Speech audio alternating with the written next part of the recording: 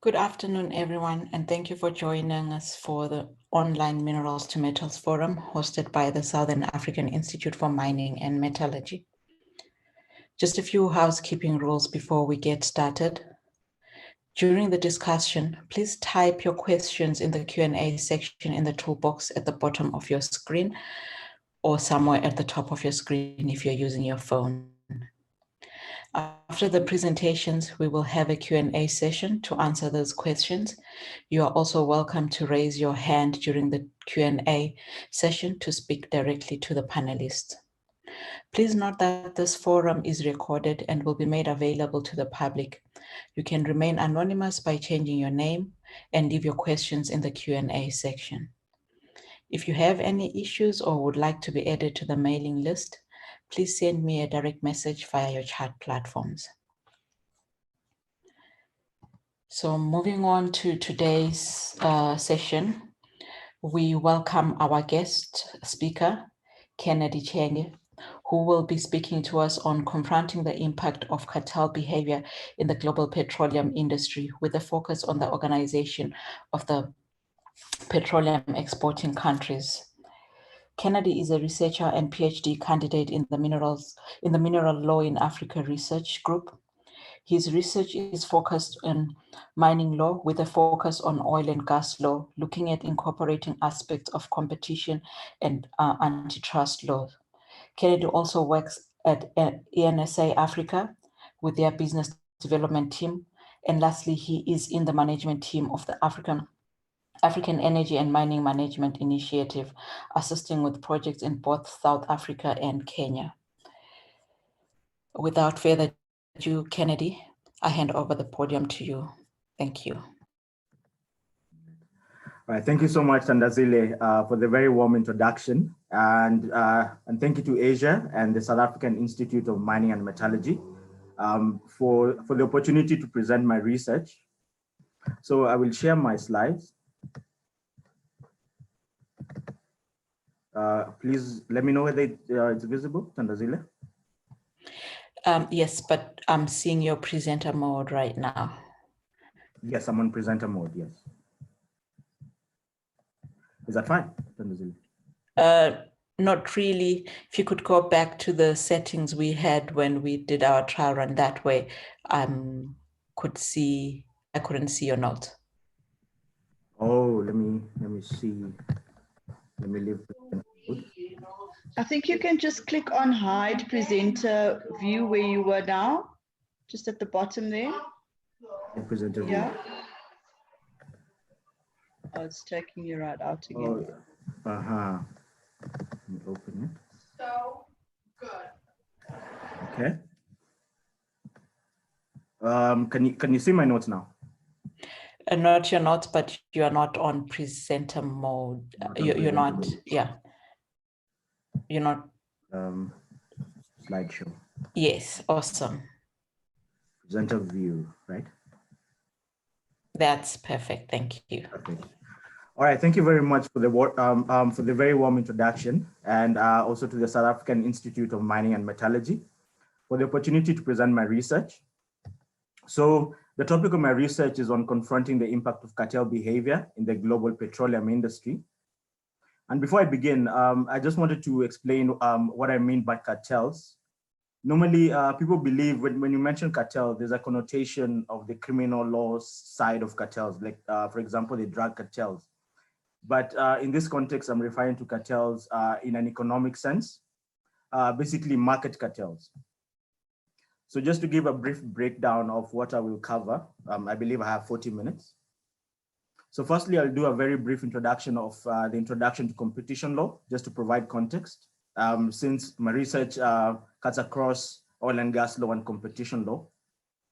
Under this, I will discuss the history of competition law, the objectives, the main focus areas of competition law. Then secondly, I will address collusion in the global petroleum industry, collusion being the most common form of agreement, which is the main focus of competition law. Then I will look at cartels, which are the most infamous forms of collusion. Then the effects of cartels on a market and on consumers, and the liability for cartel conduct, then the regulation of cartels. Then I will delve into the crux of the presentation, which is on OPEC, the Organization of Petroleum Exporting Countries. Under OPEC, I will do a brief overview of the history of OPEC and OPEC's influence on the global petroleum industry, the challenges and barriers to regulating cartels generally, and to regulating OPEC specifically, the potential solutions to these challenges, and then lastly, I will assess whether OPEC is losing its influence in the global petroleum industry, and we will have a question and answer session afterwards. So to begin, what is competition or antitrust law? I will use the term competition law and antitrust law as synonyms, because the word antitrust law is used in the US jurisdiction, and the rest, like South Africa, we use the word competition law. And then also, I will use the word corporations to refer to different forms of business units, including companies, partnerships, trusts, and other forms of business units. So in terms of competition law is a set of rules and principles that are promulgated to ensure there's fair competition in a market by prohibiting anti-competitive conduct. In South Africa, competition law is regulated by the South African Competition Act of 1998, and the focus of competition is on the conduct of corporations. Competition law is useful, especially for corporate and commercial lawyers. For one to be a good corporate or commercial lawyer, they must have at least a knowledge of competition law. For example, aspects to do with mergers and acquisitions. So a brief synopsis of what competition law is. There are four main areas that the law regulates. Firstly, there's horizontal agreements or horizontal restraints. This is under Section 4 of the Competition Act of 98. And this is the main focus area of competition law. So these are agreements or concerted practices between corporations in a horizontal relationship. And these are the direct competitors, which prevent, restrict, or distort competition. So in terms of agreements, for there to be an agreement, it doesn't have to be a contract. It could be as long as the competition authorities can show that there's consensus or there's a meeting of the minds. And then on the other hand, concerted practices is something less than an agreement, and it can be implied from conduct.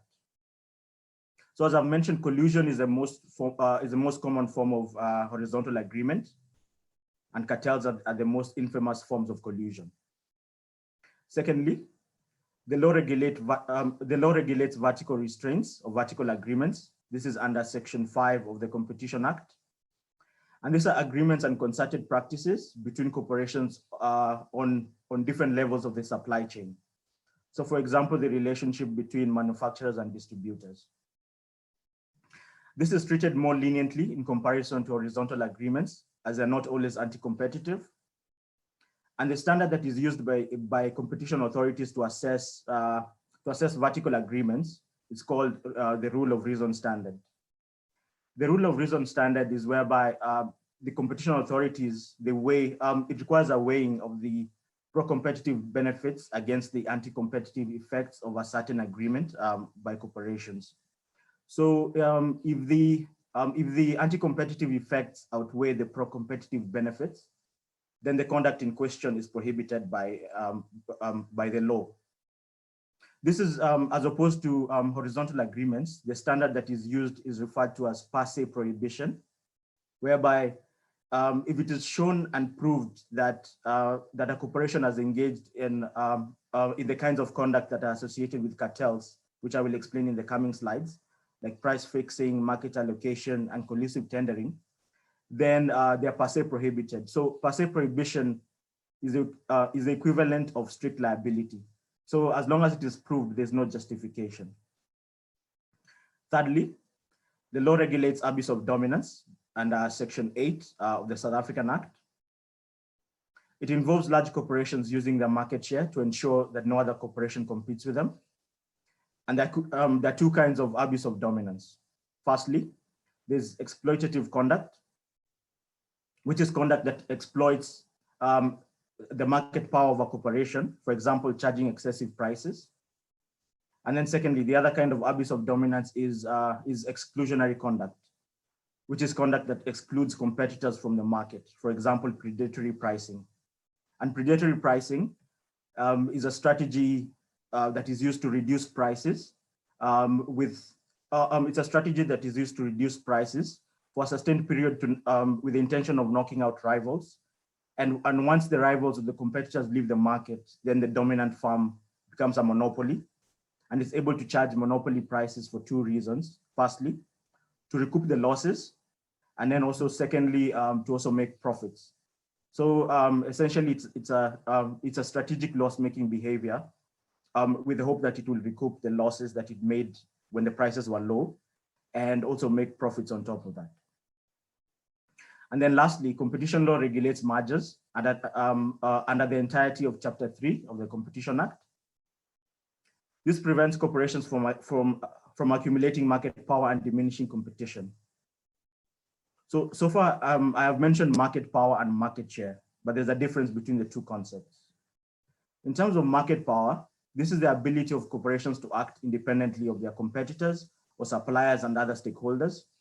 So for example, if a corporation is able to increase prices without losing its customers, then it has market power in that respective industry. But then in terms of market share is basically the size of the market that a corporation holds.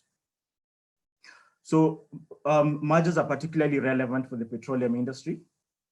As being a capital intensive industry, there tends to be a lot of collaborative ventures between the petroleum companies. Moving on to the history or the origins of competition law. At the turn of the 19th to 20th century, there was concern in the US that large infrastructure, especially railways, were controlled by families who created trusts to manage these resources. So the Sherman Act was enacted in 1890 to break up these trusts, and hence the law was known as Antitrust law. It outlawed any form of contract, scheme, deal, or conspiracy that constituted restraint of trade. And today, over 100 countries globally have competition laws. Most of them have been established in the last 25 to 30 years, and they borrow mostly from the US or the EU, which are considered to be the main sources of competition laws. For example, the South African Act is borrowed largely from Article 101 and Article 102 of the Treaty on the Functioning of the European Union. But then for South Africa, the South African Act specifically must be read from the lens of South Africa's unique history, because it has a public interest dimension and addresses the interest of what it terms historically disadvantaged South Africans. And then also it has a developmental objective to increase the number of previously disadvantaged South Africans participating in the economy. In the context of Africa, 46 African countries currently have established competition laws, and the number increases to 51 if you consider the countries that also have drafts and other policy documents that regulate competition law. So at the moment, about 51 African countries have competition laws.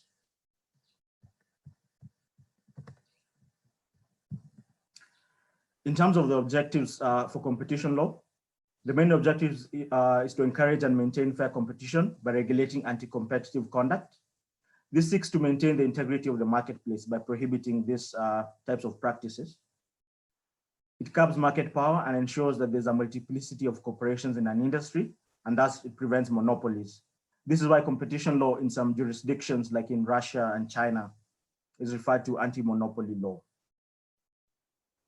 With fair competition in a market, the benefits are to have prices as low as possible, for consumers to have the widest possible choice and best quality products, and also to encourage companies to become more resourceful as they attempt to maximize profits and outwit each other.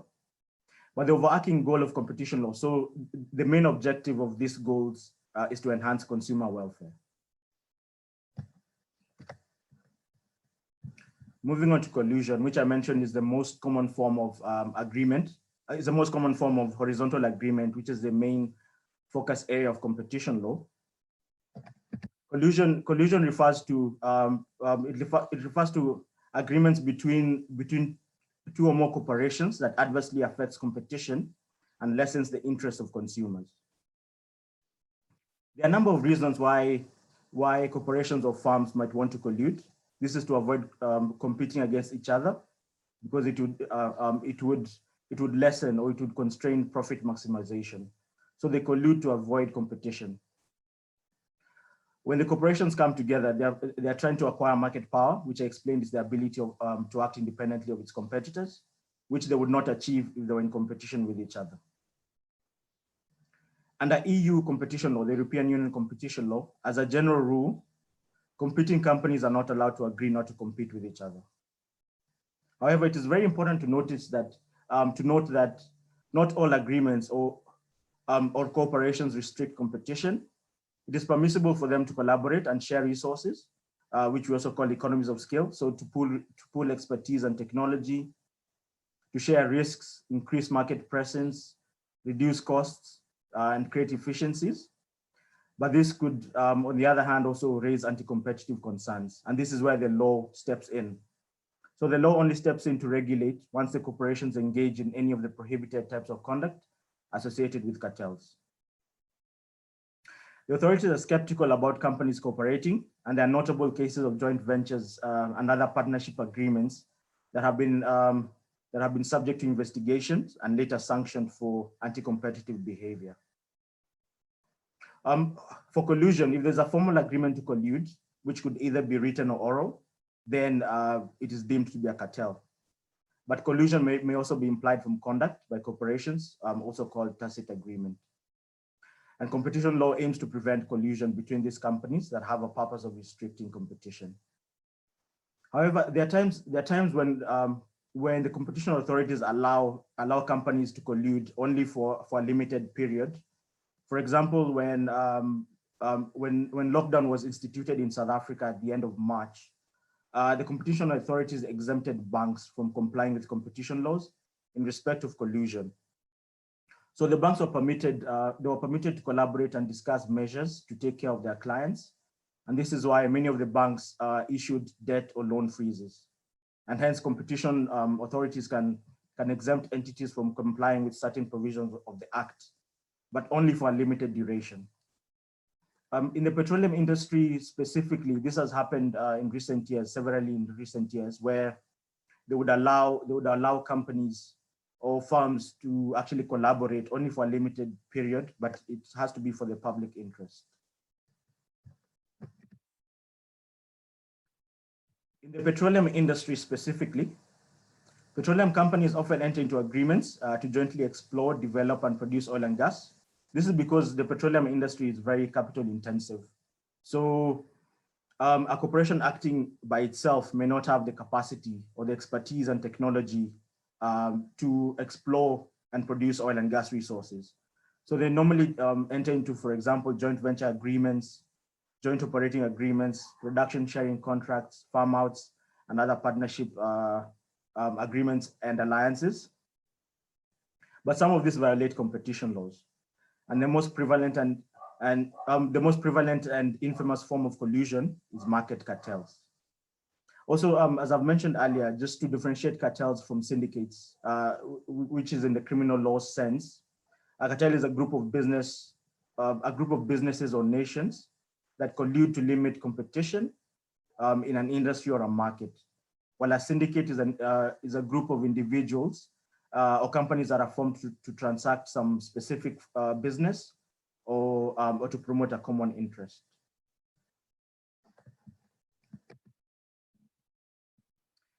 So what are cartels?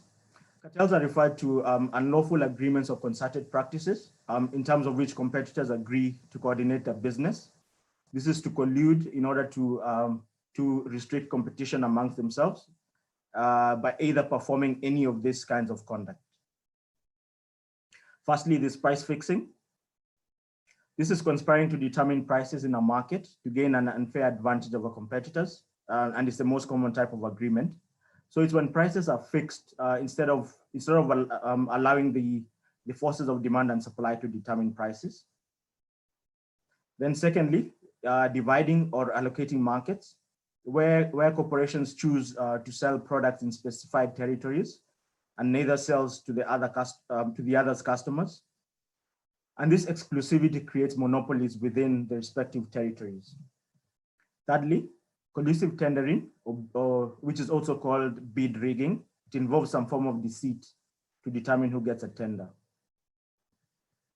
So this are the express types of conduct that that are associated with cartels, according to Section 4.1 of the Competition Act.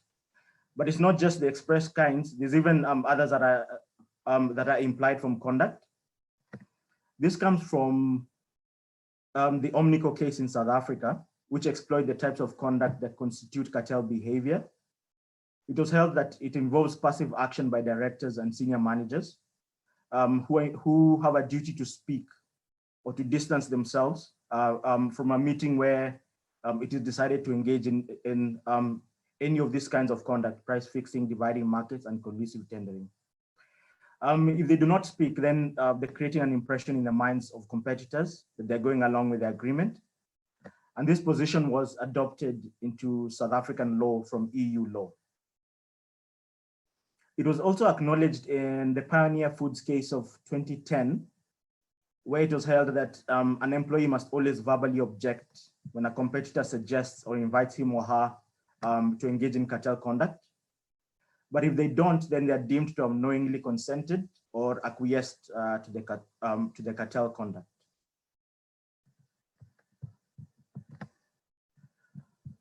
On the detrimental effects of cartels, why they're treated as the most infamous forms of collusion. So cartels are serious violations of competition law. According to Adam Smith, who is considered to be the father of economics, he described cartels and other forms of collusion as conspiracies against the public. He condemned the collusive nature of businesses, where they would establish cabals or monopolies and raise prices of goods and services. Also, Mario Monti, who was the former Prime Minister of Italy between 2011 and 2013. Also, he was an EU commissioner from 1999 to 2004. He described cartels as cancers on the open market economy because they raise prices and restrict supply. And this is why competition law regulators and also scholars deem OPEC to be a cartel, because it has been accused of fixing prices, which I mentioned is one of the types of behavior that constitute cartel behavior. And then also it sets quotas on the supply of oil globally. Moving on to OPEC. OPEC is considered by competition law authorities and scholars to be a market cartel in the petroleum industry, but this is a hugely controversial issue because the OPEC member countries, they allege that OPEC is not really a cartel in the economic sense. Instead, it is a grouping of governments, because it's governments that are involved, and it says that the practices that OPEC is accused of are actually pro-competitive. So the focus of my thesis is just on the anti-competitive practices of OPEC. It doesn't mean that everything that OPEC does is anti-competitive. So OPEC is an intergovernmental organization formed in 1960. It was formed by Iran, Iraq, Kuwait, Venezuela, and Saudi Arabia. Saudi Arabia, which is still considered the de facto leader of OPEC. OPEC has member countries from the Middle East, Africa, and South America. Among the African countries that constitute OPEC include Nigeria, Libya, Algeria, Gabon, Equatorial Guinea, and the Republic of Congo. So the reason why OPEC was established in 1960 was to prevent or counteract the concentration of political and economic power in multinational companies. At the time, there was a group of seven multinational companies, mostly from the US. They were referred to as the Seven Sisters. So they controlled about 85% of the global oil reserves because they possessed the technology and expertise for exploration and production. This was before OPEC. The Seven Sisters still exist today, but they're not referred to as the Seven Sisters. They're referred to as the super majors like Shell, BP, ExxonMobil, Eni, and so on. So the Seven Sisters controlled the industry at the time, but then this was until OPEC was established in 1960. OPEC's stated mission as per its founding statute is to coordinate and unify petroleum prices and to maintain a reasonable, secure, and fair price of the commodity. So it was formed to promote two main economic goals: a macroeconomic goal and a microeconomic goal. The microeconomic goal was to minimize all market volatility, to take sovereign control over oil resources. And the macroeconomic goal is to promote economic development of its members, to ensure that the interests of its members are well represented in world markets. So the OPEC conference, which is its main governing body, meets twice a year, and also in extraordinary sessions in its headquarters in Vienna, Austria, where it analyzes the status of the international oil market and sets quotas for its members. So these meetings are normally attended by delegations headed by ministers that are responsible for the petroleum docket in their respective countries, where they set the quotas and determine the supply of oil globally.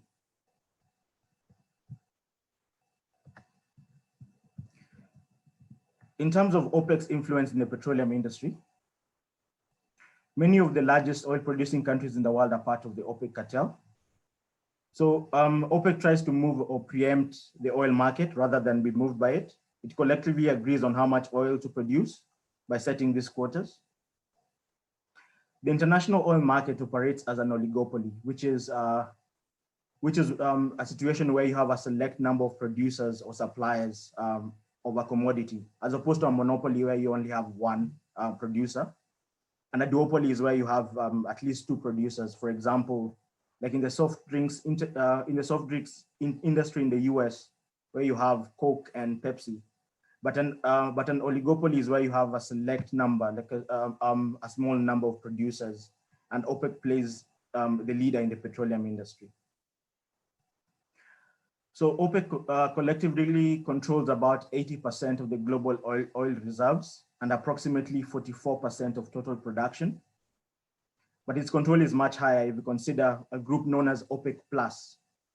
OPEC Plus is a group of non-OPEC members, but they tend to collaborate with OPEC to try and control petroleum prices. Countries like Russia are not really part of OPEC, but they work with OPEC. So OPEC's control is much higher than 80% if you consider OPEC Plus. Most OPEC member governments are eager to boost oil prices since their economies are highly dependent on oil revenues. For example, about 50%, about half of Saudi Arabia's GDP and also Russia is dependent on oil. So it is in their best interest to ensure that prices are high so that they can obtain a significant premium. OPEC has previously restricted supply and forced up prices of oil, allowing export nations to obtain a significant premium. For example, in June 2018, following a meeting at OPEC's headquarters in Vienna, it was announced that OPEC would increase supply. And the reason for this was it was because of the very low output from Venezuela, which is an OPEC member. So this emphasizes the extent that OPEC would go to cushion its members from economic decline. It has often been said that when OPEC speaks, the oil world listens. The mere hint that OPEC, being the world's most powerful cartel, oil cartel, and particularly Saudi Arabia being the largest producer of oil, would limit production or supply, this would send the supply of oil prices up dramatically. For example, in 2019, September 2019, when there were drone attacks against Saudi Aramco's, which is the largest national oil company in Saudi Arabia and holds the second largest global oil reserves in the world. This caused massive price hikes across the world. As a cartel, the OPEC member countries in biannual meetings collectively agree on how much oil to produce, which directly impacts the supply of the global market. OPEC tends to keep the prices of oil relatively high to maintain profitability. So this is just a graphic representation of OPEC's control. It comes from OPEC's annual statistical bulletin of 2019, but reflects the position from 2018. You see, OPEC controls about 80% of the global reserves, but then this does not consider OPEC plus, the countries like Russia that work together with OPEC. So if you take into account OPEC plus, then the control is much higher than 80%. OPEC is a collection of 13 countries, and OPEC plus, it's 10 countries. So basically OPEC generally, it's a collection of 23 countries. That's why it's very strong. So the cartel derives its pricing power from one major trend, which is the absence of alternative sources of energy. Since it holds about 3/4 of the world's conventional oil reserves, it has a wide-ranging influence over oil prices. There are a number of geopolitical events that have helped OPEC maintain control over oil prices. For example, whenever there's instability in the Middle East, this tends to affect the prices of oil. But the two major events that have helped OPEC to maintain its dominance both happened in the 1990s. Firstly, it was the fall of the Soviet Union in 1991, which affected the rate of supply from Russia for several years. And then secondly, you had the Asian financial crisis of 1997, which began because Thailand at the time, it no longer pegged its local currency to the US dollar. So this caused a lot of currency devaluations across Eastern Asia.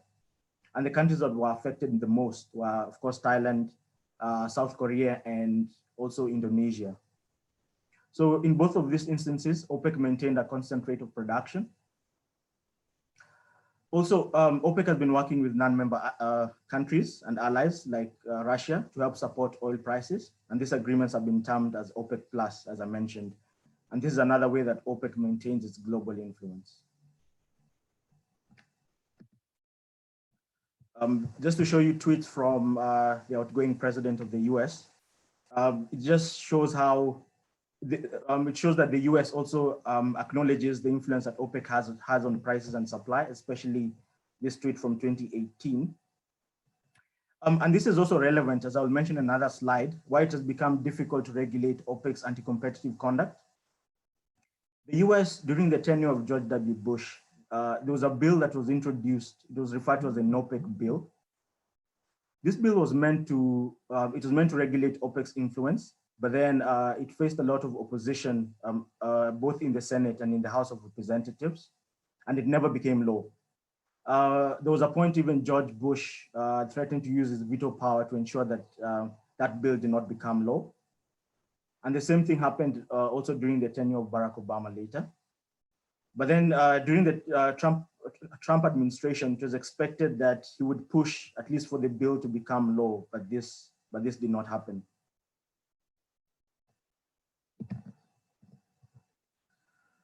Moving on to the challenges for regulating OPEC. The main challenge is that it's difficult to detect cartels. These are the challenges for regulating cartels generally. It is very difficult to detect cartels because it involves multiple corporations. Also, it is difficult to identify horizontal agreements also. But the most effective means for enforcers to detect cartels is through leniency programs. Like in South Africa, the corporate leniency program was introduced in 2004, which meant that individuals could approach the Competition Commission and confess to collusion, and they would not be prosecuted, but they'll be liable for some damages for the harm caused to consumers.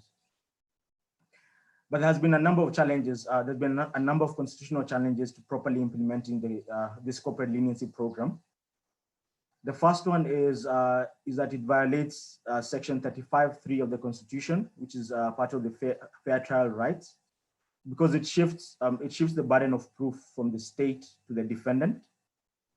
And then another constitutional challenge has been that the chief prosecuting authority in South Africa is a national prosecuting authority, not the Competition Commission. So these two constitutional challenges have made it difficult to properly implement the corporate leniency program.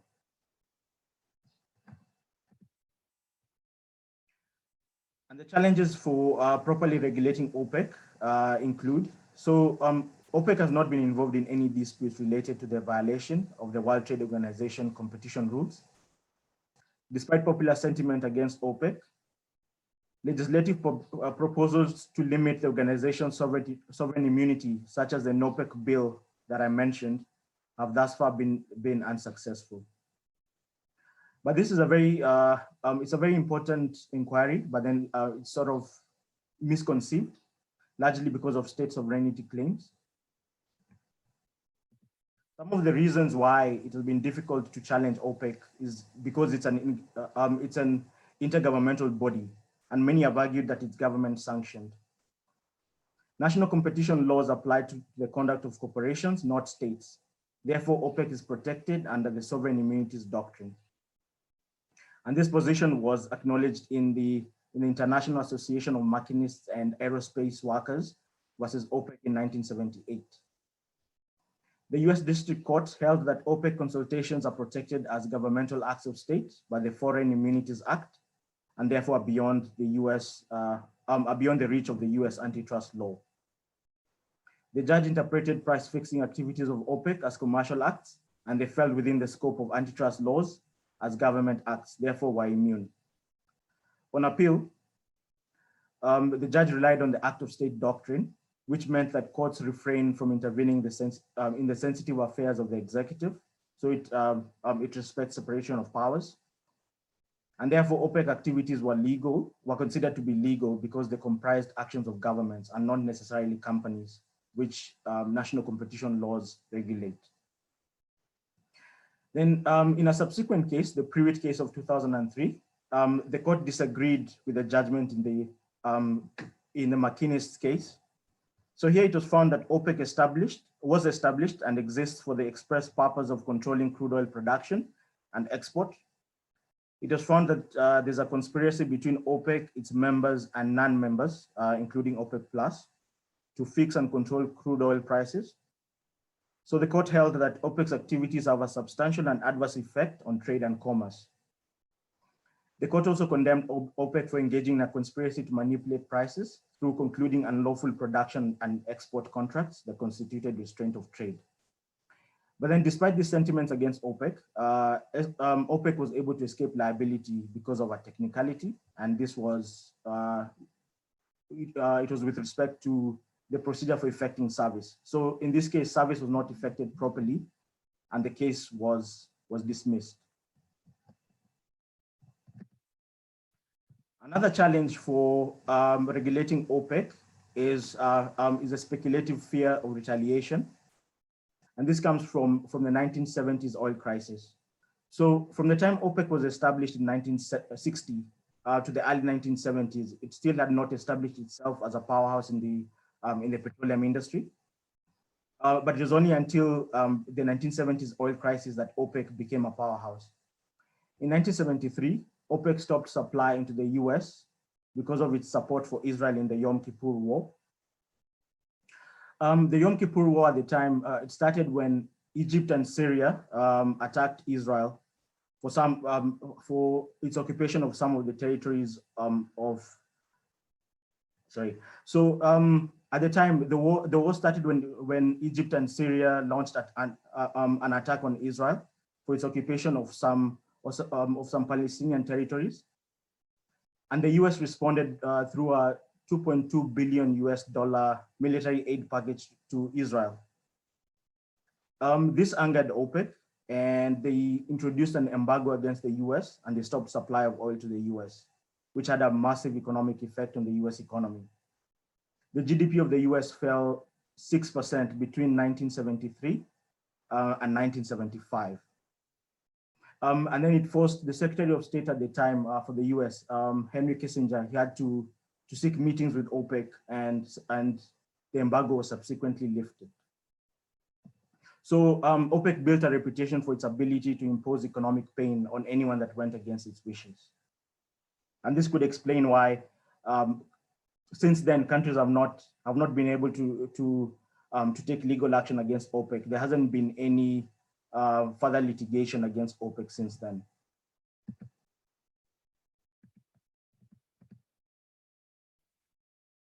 Another challenge is with the extraterritorial application of competition laws. So the general rule is that competition laws can only apply to domestic markets within a nation's borders, since there's no global competition law body or legislation. According to public international law principles of nationality, a state is sovereign within its territory and is protected from interference by any other state or body or organ thereof. And then also the territoriality principle of public international law states that a country is obligated to respect the territory and sovereignty of another. But then as public international law has developed, mainly through globalization, there's been exceptions to these principles. Markets and economies are generally increasingly becoming interdependent, implying that the consequences of behavior by certain participants in an economy may be felt in another economy. So then the question then becomes, the international nature of competition law inevitably raises the question of whether states could enforce their competition laws extraterritorially against an anti-competitive activity in another country that has the effect of adversely affecting that state. So some of the exceptions that have been considered, for example, the passive exception, but the most relevant one for competition laws is named the effects doctrine. The effects doctrine provides the basis for the authorities of one country to exercise jurisdiction over corporations and conduct perpetrated in another. And this comes from the Alcoa judgment in 1945, which was the first time the US antitrust law applied to corporations whose actions fell within the US. It has been adopted by other jurisdictions, including South Africa, under Section 3.1 of the South African Act, which grants the Competition Commission jurisdiction over all economic activity in or having an effect within South Africa. This position has been endorsed by courts, for example, in the Ansac versus Botash case of 2008. But a potential problem is the risk of double jeopardy. Authorities must be careful to guard against parallel remedies being imposed by different jurisdictions for the same conduct. And this makes it difficult to prosecute OPEC for engaging in cartel behavior. So for example, if the competition authorities in South Africa were to impose sanctions on cartel behavior by corporations in another jurisdiction, whose activities adversely affect trade in South Africa, there's a possibility that the jurisdiction where the cartel is based may have already imposed penalties on that prohibited conduct. And that is why there's a risk of double jeopardy. A number of potential solutions have been suggested to these challenges. The first one is efforts to develop harmonized global competition laws have been suggested. And secondly, enforcing legislative measures, for example, the OPEC bill from the US being made into law to allow the US to prosecute OPEC for cartel conduct, but there has been no political will to do so. And then thirdly, relates to the Doha round. So the agreement on the WTO round of negotiations, the Doha round, which is a multilateral trade negotiation round that started in 2001. So the competition provisions in the Doha round, they condemn hardcore cartels. And as soon as there's an agreement on the Doha round, then this would mean that OPEC would be included in the list of prohibited entities. It would include the likelihood of antitrust proceedings against OPEC, owing to the international legitimacy bestowed on the combat against cartels. So far, the Doha round has faced so many stumbling blocks. Since 2001, it has never been agreed, but headway was made in 2015, where there was a Nairobi multilateral trade negotiations of the Doha round. They agreed on a lot of things, but not yet on the competition law issue, and also other issues, including on agricultural subsidies. I see I'm on 40 minutes. So lastly, is OPEC losing its influence in the global petroleum industry? With the fairly recent discovery of shale in the US and advances in drilling techniques, the US has reemerged as a top producer of oil for the first time since the 1970s. But this changes often between the US and Saudi Arabia, shale being a substitute for conventional oil. In 2015, OPEC reacted to the hydraulic fracturing or fracking movement by driving prices down assuming that shale production would no longer be economically viable.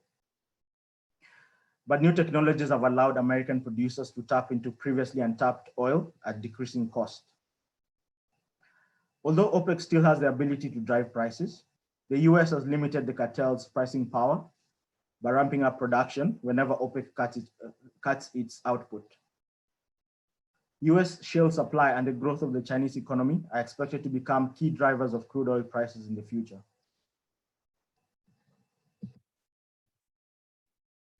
OPEC's influence is challenged by the expansion of alternative energy sources, as governments and the private sector now are increasingly investing in renewables, especially with the shift towards clean energy sources.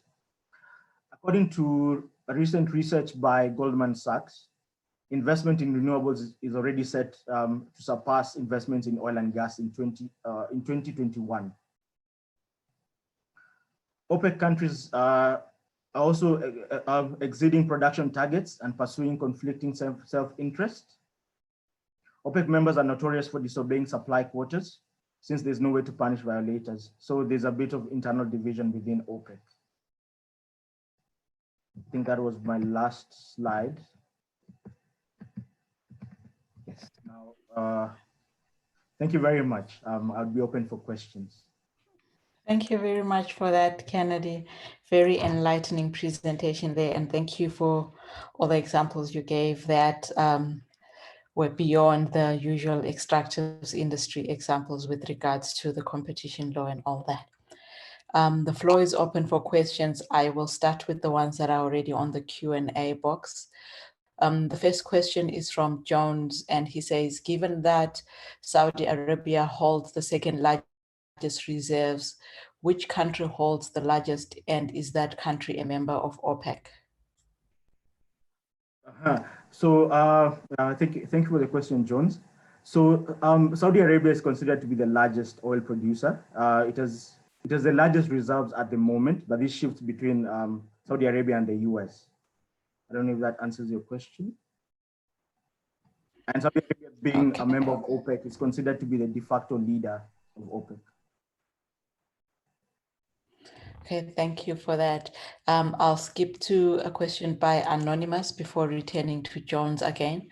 What is the future of the oil and gas industry when the world is moving towards clean energy production due to environmental concerns? I think you touched on this a little bit, but maybe you could respond directly to Anonymous's question. The future of the oil and gas industry. I think this is a topical issue. It's something that is normally debated on, especially now that we're moving towards clean energy, considering issues like climate change and the environment, as you mentioned. I believe the oil and gas industry still has a future, although now there's more focus in terms of renewable energy, like I mentioned, in terms of investments. But then that it will take a number of years for there to be a complete transition to renewable energy. So for the next couple of years, it will still be a major force in the energy industry, in my view. Thank you. I'm going back to Jones again. He says, how pervasive is cartel activity in South Africa?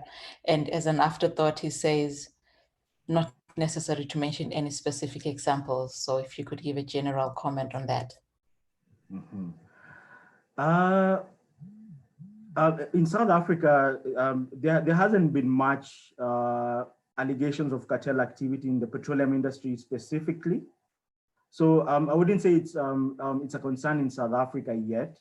Not even in Africa, there hasn't been much in terms of cartel behavior in the petroleum industry specifically. I don't think there's been any cartel behavior in the industry. Okay, thank you. Then Dennis says the attempts by the US to grapple with OPEC can somewhat be juxtaposed with the first and second opium wars of the 19th century. That's prior to the sovereign immunity principle of 1976. Are there any legal provisions you know of which could provide impetus for war as a response to international cartels? Whoa. Um, I'm not really sure about this, whether there are any legal provisions that could provide impetus for war. But then I'm thinking in terms of public international law, the principles of nationality and territoriality will still have a say, despite the fact that we have exceptions. We have exceptions to these principles. They still need to be respected in terms of sovereignty. Like you've mentioned, with the Sovereign Immunities Act now, there are more legislations now that protect countries within their borders now. And it would have to be justified for there to be extraterritorial action. So I wouldn't say that there are any provisions that would provide impetus for war. Yeah, but I need to think about that. Thank you for taking a shot at that, Kennedy. It's quite a convoluted question from Dennis there. Then another question from Johns on the extraterritorial application of competition laws. The occasional EU onslaught on multinationals such as Facebook and Google examples of such? Sorry, could you please say the question again? On the extraterritorial application of competition laws, are the occasional EU onslaughts on multinationals such as Facebook and Google examples of such? So the attacks on Google and Facebook examples of the application of competition laws? Yes. So normally, there has been several attacks on the big companies because in terms of competition laws, they're considered to be too big to fail. That's the term that is used in competition law circles. So yes, it is an example of extraterritorial application of competition laws because obviously Google and Facebook and these big companies operate globally. So there's a concern in terms of breaking up these big companies because it will stifle innovation, but then also on the other hand, it would allow other smaller companies to join the industry instead of having these big major technological firms dominating the entire industry.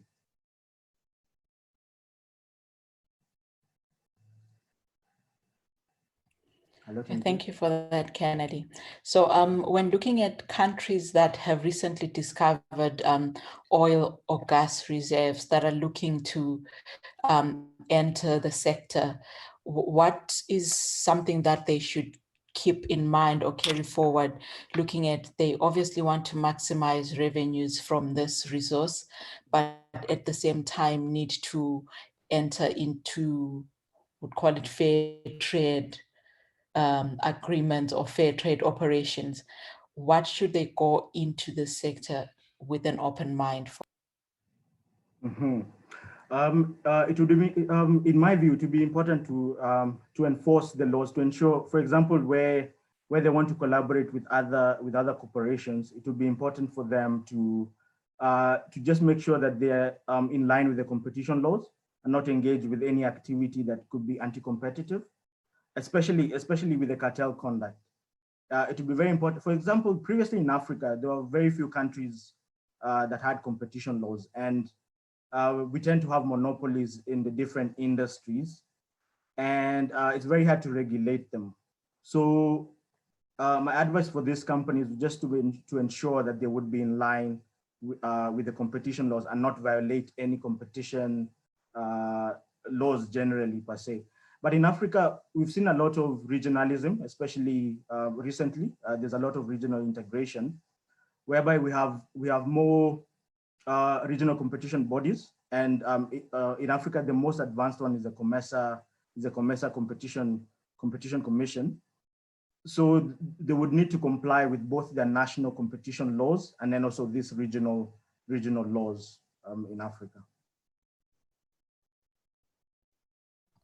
Thank you for that. And Dennis says, what are some of the differences in power that the additional OPEC plus states have as opposed to main OPEC members?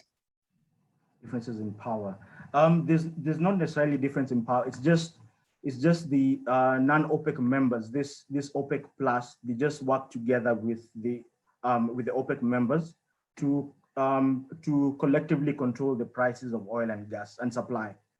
So it is to their best interest, the big oil producers, to affiliate themselves with OPEC, and that is the main motivation for countries like Russia, which is a member of OPEC plus, to affiliate itself with OPEC, since OPEC has so much dominance in the industry. So it's not that there's a difference in power, only that they're not involved like in the key decisions that are made with OPEC in terms of supply. Like I mentioned, OPEC normally has biannual meetings, and then also has some other special meetings at its headquarters. So the OPEC plus members are not part of these meetings. That's the only part. They will not directly be involved in making decisions in terms of supply of the global oil and gas. Thank you very much for that, Kennedy, and thank you for the presentation and overall. I would give the floor to anybody who has a question that they want answered live, but I would also direct the listeners to some links that have been posted by Andreas on the platform. I will just copy them onto the chat in case some of you cannot see the Q&A box. Otherwise, I would give you a hand of applause if it was a face-to-face presentation. And thank you everybody for joining us today, and a good afternoon to you all. Thank you. Thank you very much for the opportunity.